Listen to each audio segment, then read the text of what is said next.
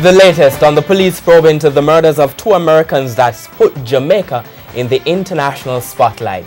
Good evening and welcome to Primetime News on air and online at onespotmedia.com. I'm Archibald Gordon. And I'm Doreen Samuels. Morning in St. Mary. Residents react to the murders of the missionaries. Fire damages Princess Margaret Hospital will assess the impact. Indicom calls for cops to be more careful in how they use their guns. And in the business day, Western Union opens up remittance service from Jamaica to Cuba. There's also Ray of Hope, sports commentary, and weather in this newscast. But before the break, the feedback question.